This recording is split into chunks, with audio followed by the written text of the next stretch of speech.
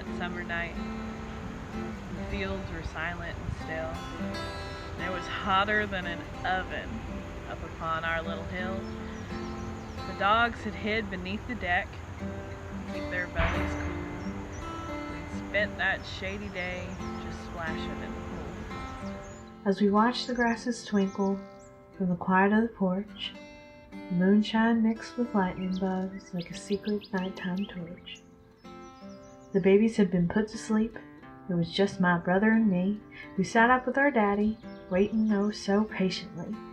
I held a chip of melting ice, and my brother had the same, so we slurped the cooling water, making noise our newest game. A fan was working slowly in the palm of Daddy's hand. He sipped a drink and heaved a sigh as he stared across our land. On nights like this, we knew the drill. It was something in the heat that drew the stories from it as we sat around his feet. Sure enough, a coyote howled and broke the magic spell. The tired fan came to a rest. This was Daddy's final tale. "I never hunt alone," he said, "and I can tell you why. Happened on a night like this. So hot, I thought I'd fry." My brother Sam grinned wide and said, "It's starting. Settle down."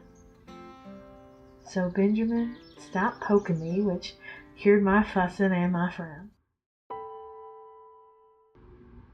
This must have been 12 years ago, when Sam was still a baby. Your mama caught an awful chill, and she's not a fragile lady.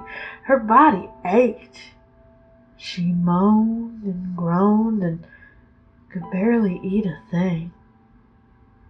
The doctor said he didn't know how to ease her suffering. That summer blazed both night and day. The air was thick like stew. With the farm, your mom, baby Sam, I didn't know what to do. We're blessed to have our family, and they helped me through that time. Your Uncle Will plowed all our fields, and Aunt Grace kept Sam from crying. I tended to your mother, well, the best I could, but she was looking thin and gray, which no healthy person should. Then came the day I'd been hoping for, though the heat was at its worst. Your mama opened up her eyes and croaked, "I'm hungry as a horse. I don't think I can stomach much. It's not like this is fun. What I really want, if I had my wish, is some fresh cut venison." I squeezed her hands and nodded, but inside I scratched my head. The only time I'd have to hunt was after everyone went to bed. There had been some rumors being shared across the country, some strangeness in the forest when hunters left for late night bounty. Most said the game was staying hid, and the place it felt all wrong. There was plenty talk of curses and reports of spectral woodland song. A figure had been spotted. Some described it like a ghost, wailing softly through the underbrush. No one had claimed a hoax. I wasn't one for gossip, but I knew from Uncle Will a neighbor friend had come home shaking and wouldn't talk about it still. "Trust me, don't go near that part," was the only thing he said. If you pressed him on the issue, he would simply walk away. So I figured there'd be a creature like a panther or a bear. I couldn't let hearsay stop me with your mama weak and fair. I set out close to sundown with my satchel and my gun, and I closed in on the forest path, though my mind was yelling to run. The woods were still silent like those fields before you now, not a whisper from a cricket or even a bellow from a cow. I didn't have a flashlight 'cause the moon was bright enough, but the branches hanging overhead made seeing kinda tough. I didn't want to scare the deer. So I climbed a sturdy tree, waited in the darkness there, just squinting to help me see. It wasn't long before the wind began to push a breeze, but it wasn't right for summer, because my hands began to freeze. I stretched my fingers quickly, thinking there'd been some mistake, but no amount of tiredness should show each breath I take. The air around me shifted like a barrel turning fast, and I nearly lost my balance when there came an ice blast. My hands started shaking from the cold, and then my fear as the dawning thought occurred to me. I wasn't the only one here. Down below in the open glance, a sparkle caught my eye, and once my sight adjusted, I had to stifle back a cry, for moving slow and weary, there I saw an incredible thing. A white bear walking upright, with a paw clutched to a string. The string was tied around a cloud of swirling silvery snow that was dropping flakes into frozen mounds over all the ground below. I swear I wasn't dreaming, 'cause that cold was all too real, and the metal of the rifle was so frosted I couldn't feel. I couldn't take my eyes away from that bear and his little cloud who had a glow about them. Then suddenly, he spoke aloud. "I smell you," said the ghostly thing. "Don't hide. I don't eat your kind." And that's when I figured I had likely lost my mind. "I need your help," it pleaded, "'cause I don't know where I am." And something in his frightened look made me think of little Sam. This surely was the strangest thing that I had yet to see, but if my little boy was lost like this, I'd hope a stranger would take pity. I shivered hard and lost my grip as I shimmied down from my branch, landing softly in a snowbank. I called out as if in a trance, "Hi, neighbor," were the words that came, though he wasn't from round here. I clutched my arms to keep some heat, forgetting about my fear. Well, he jumped in fright at the sight of me. Can you imagine that? Your popsicle paw with a noisy fall that would shame any tabby cat. The bear recovered quickly from being startled at my fall. He twitched his nose and hugged the string, bouncing the cloud like a rubber ball. "You aren't what I expected," were his somber words to me. His deep black eyes gazed into mine, and I wondered what he could be. He wasn't like a normal bear with roars and gnashing teeth. He cocked his head and crossed his paws, his cloud leash tucked beneath. At this point, I was starting to shake harder than a leaf. I hadn't dressed for winter and got no favors from my lightweight sheath. "I know it's much too cold for you, so I won't take all your time. Could you maybe point me northward with a map or with a sign?" Through chattering teeth, I told him, "Mister, you've gotten turned around. The closest thing we've got to north is when a kid drops ice cream on the ground.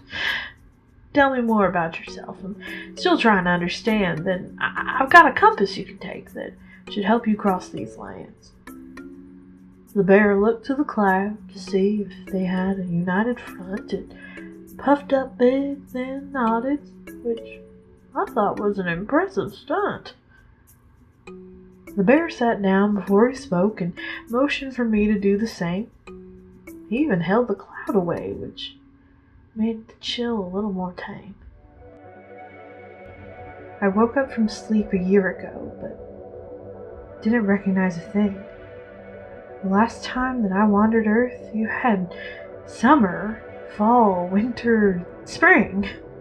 I started in the Arctic, but the bears there couldn't say. They asked me where I'd been, why I'd taken their winter away. What are you? I asked in wonder. Are you winter in the flesh? Should I be seeing you this way? Should I look away? Am I being fresh?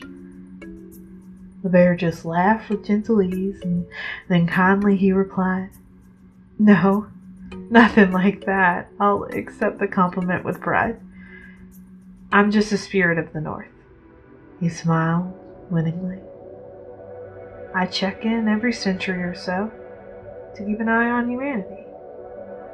It used to be when I popped in, the wilderness was pure.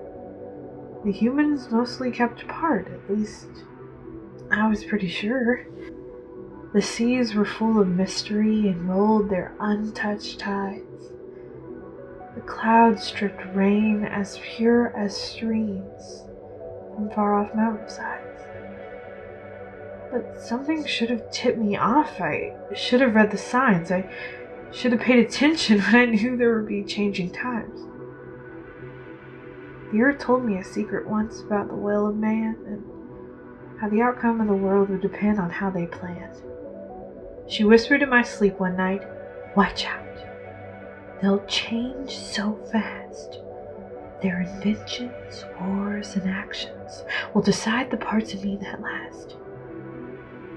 But I didn't want to listen. I was blinded by my love of all the life surrounding me. What I needed was a good hard shove. So here I am. I've lost my way and nothing is the same. I've just been searching aimlessly to find the lands from which I came. The cloud will slowly sink and then it nestled in his lap. Made me want to pet its head. I thought better of that. I wish that I could tell him that it would be okay, but from all he said, I wasn't sure that things would go that way. Is there anything I can do to help? I asked him, feeling sad. He shrugged a bit, then pet his cloud, and then he sounded a little mad. There are only so many ways to repeat the same thing, I found. It seems like common sense not to burn your own house to the ground. So I guess the best I could ask for, if you could try to spread the word, you're the first soul I have talked to who have listened and seemed to have heard. Some people who have talked to me remember just one thing. They get a fright in the forest, forget, then back to all their wasting. I'm going back to sleep, he said, as soon as I get back home. I hope the next time that I wake, it won't be with me all alone. I didn't know what else to say, so I reached into my pocket, offered him my compass on its chain just like a locket. The bear looked pleased and slipped it on, being careful of his ears. Then he gently laid his paw on me, and I felt the weight of all his years. I thank you, said the ancient thing. I won't forget this night. Hope it sticks with you as well, and my message stays in sight. Then checking with the compass, and I promise, it's no lie. He tugged the string, the cloud rose up, pulling him into the sky. In awe, I watched them sail away until they were very far. The tiny remnant of their glow made them just like any other star. I did just what he told me and tried to tell my tale, but even Will, who knows me well, asked if maybe I'd had some ale.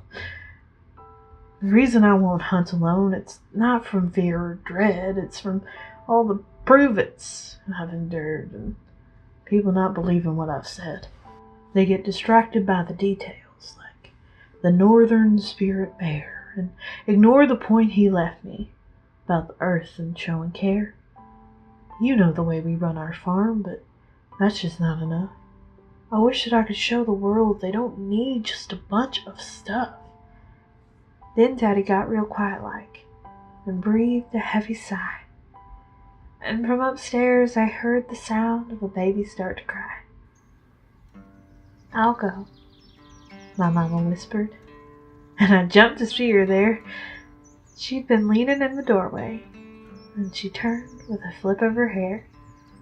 Though Benjamin was fast asleep, I felt like there was more. The story surely wasn't done. I needed to know what it had been for. "You think that he'll be back?" I asked. "I wonder where he sleeps. Do you think that he'd be proud of you, since your promise was for keeps?" My daddy was so noiseless that I thought he'd nodded off, but then he answered firmly, even though his voice was soft. "I won't see him in my lifetime, but I'd like to think that you might just have a chance to meet him if you continue to pursue a life of stewardship and care. And the world can finally see the bigger link that we all share." I felt his words settle heavy. I turned my face away just then and considered what he'd said. The charge was mine as well as his. I knew then where I would be led. The enormous weight of the task ahead didn't bother me so much, because in this moment I was sure there was a hope to share this touch of truth within this story filled with magic, snow, and bravery, and my dad, who listened gently and asked how we could be free. The stars were winking one by one, and the moon was slipping down, and the velvet black horizon trailed like nighttime's dressing gown. It was way past bedtime, I was sure, but I wasn't really sleepy. The nighttime blanket of the night meant for now this seat could keep me. "Hey, Dad," I ventured quietly. "Did you ever catch a deer? After all, you'd gone out hunting, which is why the bear was so near." A twinkle flared in Daddy's eye, and he spread out a grin. "You know, no one's ever asked me after such a tale I spin." "Well, did you?" I pressed on, wondering, and I noticed his hesitation. "To tell you the truth, I went straight home, but you understand my deviation." I felt a tingle of surprise. My jaw dropped down in wonder. "You came home empty-handed? Did Mama not spot your blunder?"